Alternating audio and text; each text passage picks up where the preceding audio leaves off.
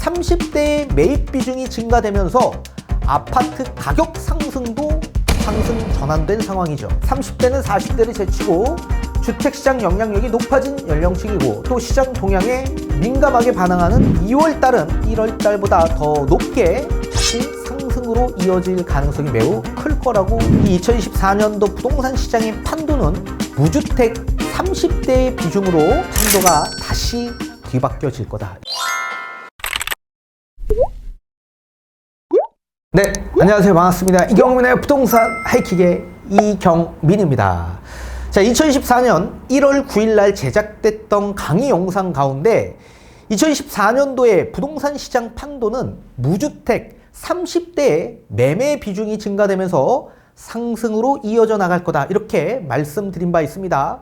자, 그리고 9억 원 이하 아파트에 집중되면서 서울 외곽적 일대에 수요가 집중되고 가격이 다시 갭매우기로 상승이 될 거다. 이렇게 말씀을 해드려 왔었습니다. 자, 실제로 한국부동산원 통계 지표를 보게 되면 아파트 매입 비중은 연령별 기준에서 봤을 때 30대의 매입 비중이 가장 많은 수치를 차지했습니다.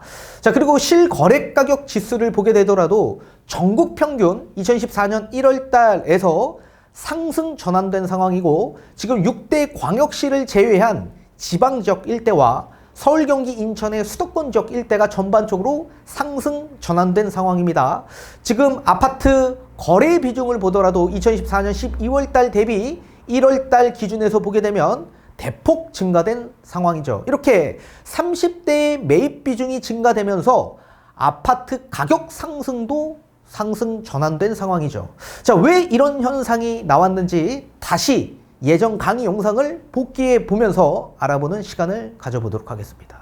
자, 우선 뉴스 기사를 한번 먼저 살펴보도록 하겠습니다. 자, 서울 아파트 값이 하락세로 돌아선 지난해 연말부터 30대 아파트 매수 비중이 다시 증가한 것으로 나타났습니다. 서울 일부 지역은 아파트 거래 중 30대 매수 비중이 절반 수준에 이르고 있는 상황입니다. 자, 한국부동산원의 통계 지표에 따라 서울 아파트 30대 거래 비중이 지난해 12월 31.9%에 이어 24년 1월에도 31.5%로 늘어 2개월 연속 30%를 웃돌고 있는 상황입니다. 자, 30대 매수 비중은 아파트값이 회복세를 보인 지난해 2월 이후 줄곧 30%를 넘었으나 11월에는 29%로 20%로 떨어진 바 있었습니다. 자, 지역별로는 서울 외곽과 강북 주요 지역에서 30대의 활약이 두드러졌습니다.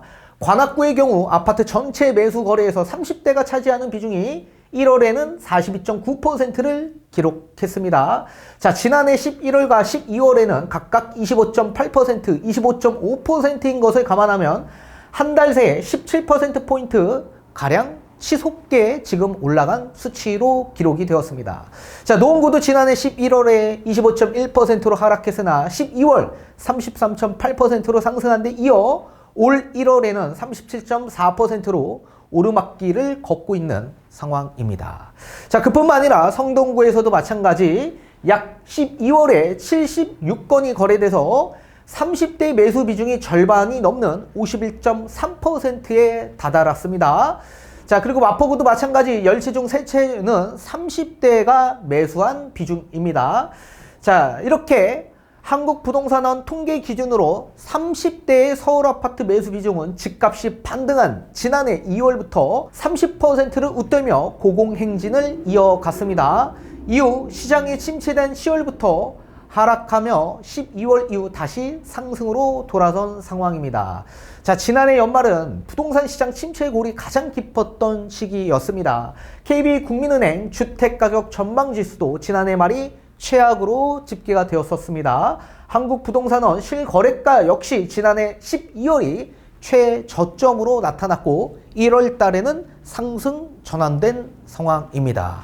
시장 상황을 잘 반영하는 한국부동산원 서울 아파트 실거래가격 지수도 앞에 언급한 것처럼 지난해 9월 124.3으로 정점을 찍은 뒤 12월 122까지 하락한 후 올해 1월에는 122.1로 소폭 상승 전환된 상황입니다. 자, 이렇게 2월 이후 실거래가 지수도 상승세가 이어질 경우 지난해 연말이 단기 저점으로 볼 수 있다. 30대는 40대를 제치고 주택시장 영향력이 높아진 연령층이고 또 시장 동향에 민감하게 반응하는 특징도 가지고 있다라고 기사화했습니다. 자, 실거래가격 지수는 1월 달까지 지금 공표되어 있는 상황입니다. 지금 실거래가 신고가 한 달인 점을 감안하기 때문에 아직까지는 2월 달에 실거래가격 지수가 나와 있지 않지만 2월 달은 1월 달보다 더 높게 다시 상승으로 이어질 가능성이 매우 클 거라고 보여집니다.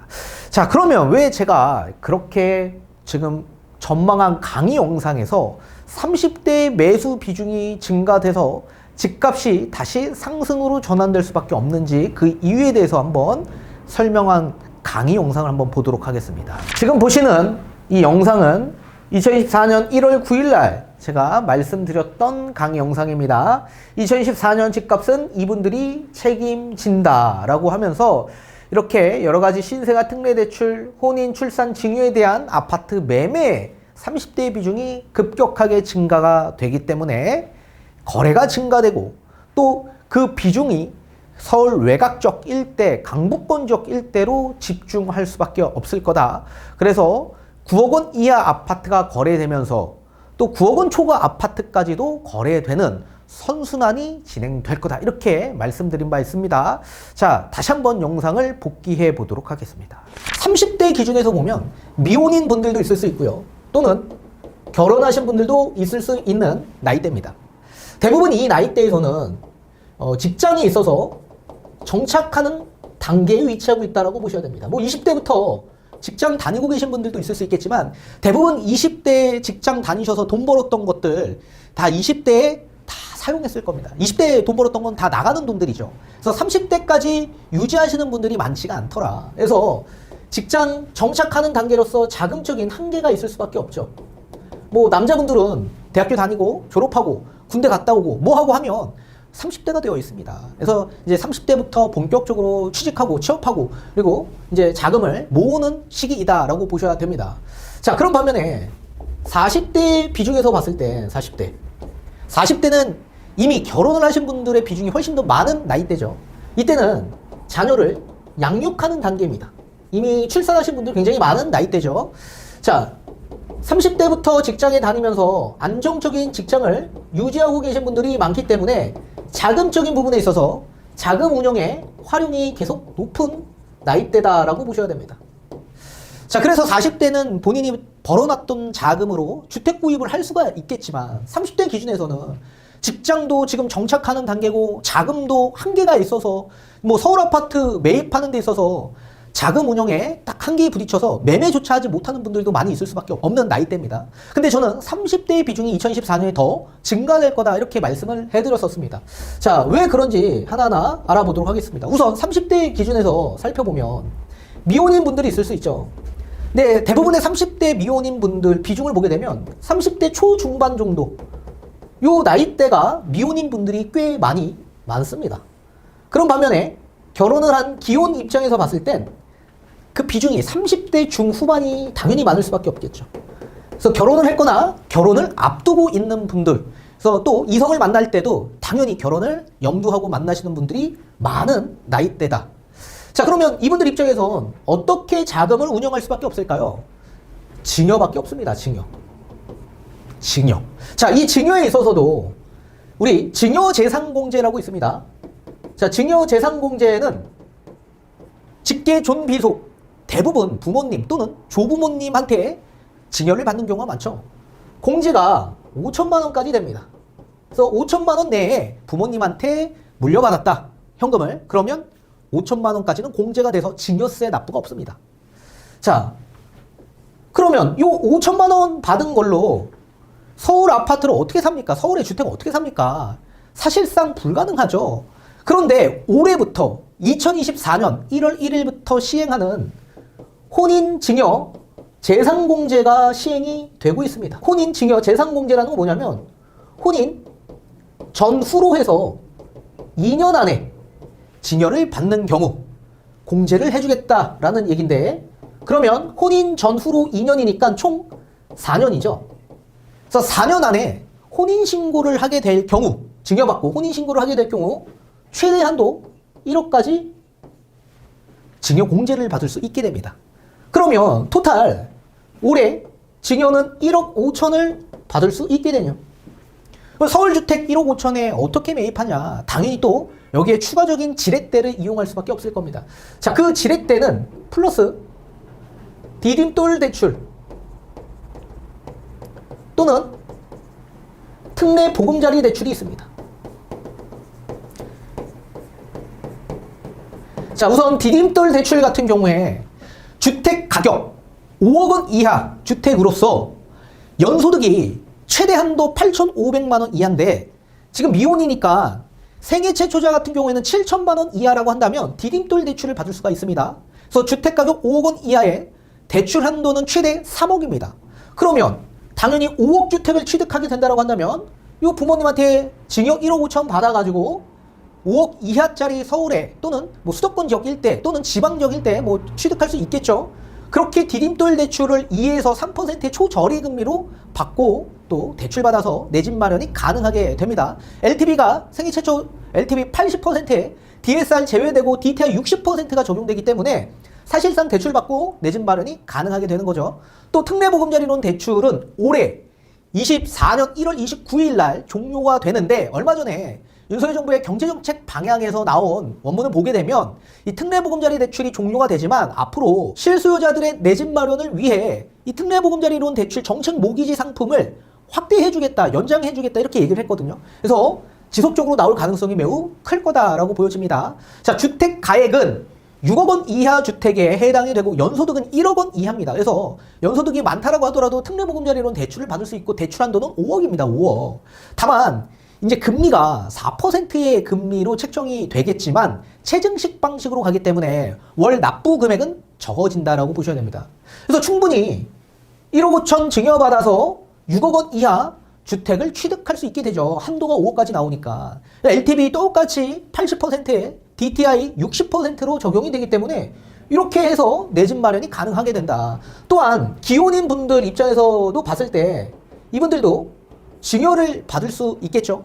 이분들 입장에서 봤을 때도 증여, 공제, 결혼을 했기 때문에 각각 얼마씩 받을 수 있겠습니까? 5천만 원씩 받는 거다. 본인과 배우자 5천만 원.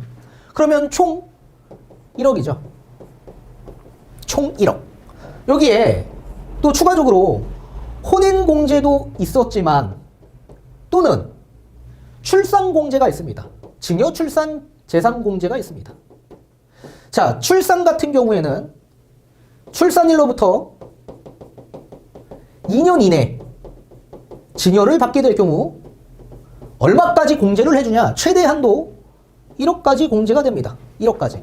자, 근데 본인과 배우자가 있기 때문에 각각 받게 되면 1억씩 받게 되는 거죠. 그러면 총 2억을 받게 되는 거다. 2억. 여기서 끝나는 게 아니라 또 있죠. 우리 기타 친족에 있어서 또 증여 공제를 받을 수 있습니다. 기타 친족.